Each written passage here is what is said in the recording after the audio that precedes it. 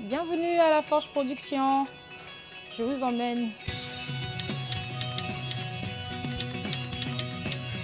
Bonjour, je suis Armelle Luzon-Bumba, je suis productrice cinéma et photographe.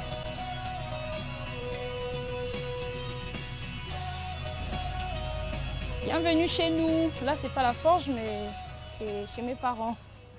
Comme on a vu que le cinéma congolais, on est dans un terrain totalement libre et vide, on s'est dit pourquoi on ne soit pas forger notre cinéma. Donc d'où le nom de la Forge Production. À l'époque, on était des jeunes, on venait de plusieurs horizons. Il y avait des juristes, moi d'ailleurs je suis comptable, il y avait des étudiants, des élèves. Cet ensemble-là, nous tous, on a vraiment créé la Forge Production. C'est pas qu'une seule personne, donc c'est pas que Armelle, c'est pas que l'auteur, c'est pas que le réalisateur, c'est tout un ensemble de personnes. Le studio, la Forge, où on fait nos petits montages. On galère ici, on dort ici, on fait tout ici, notre matériel est là. Ici, on est là depuis 2017. C'est celui-ci, le petit nid là, qui a fait en sorte qu'on est le grand. On s'est dit pourquoi on ne va pas identifier d'abord les jeunes Congolais qui ont du talent, qui savent écrire, mais qui n'ont pas de parcours cinématographique parce qu'on n'apprend pas ça à l'école ici. On les forme d'abord sur les connaissances et le processus de fabrication d'un film, donc de l'écriture, de la production et la post-production d'un film. Je vous emmène au studio La Forge, qui n'est pas très loin d'ici. En 2016, on a commencé à concevoir les maquettes. Petit à petit, moi j'ai pris mes économies, j'ai tout pris. En 2021, on est en travaux.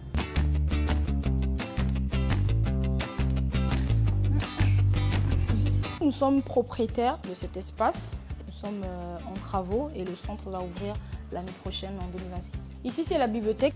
De côté, la partie numérique et la partie physique des livres. Les étudiants pourront venir consulter pas mal de choses sur l'audiovisuel et le cinéma. Et ici, c'est notre petite salle de formation qui pourra accueillir 12 à 15 jeunes. Ici, c'est le secrétariat, les inscriptions. On n'a pas d'électricité, mais on peut monter. Où on aura un open space pour les techniciens, monteurs, coordonnateurs et tout ce qui va avec.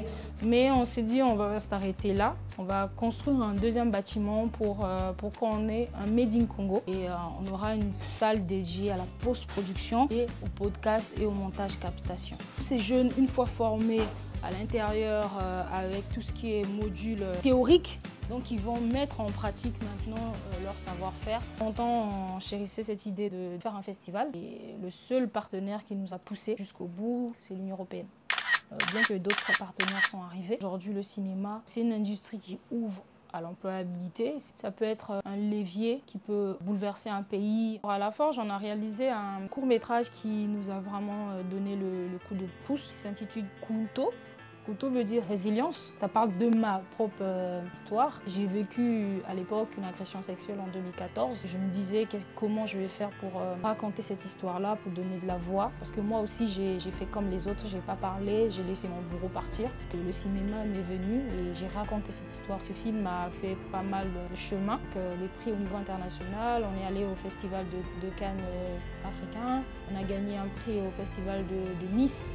À Paris, on a gagné des films à Rotterdam. Ces films-là, ça raconte nos réalités. C'est une réalité avec le mouvement MeToo, tout le monde le voit. Mais c'était une histoire d'une femme noire au Congo. Pour ce jeune-là qui me regarde, travaille dur.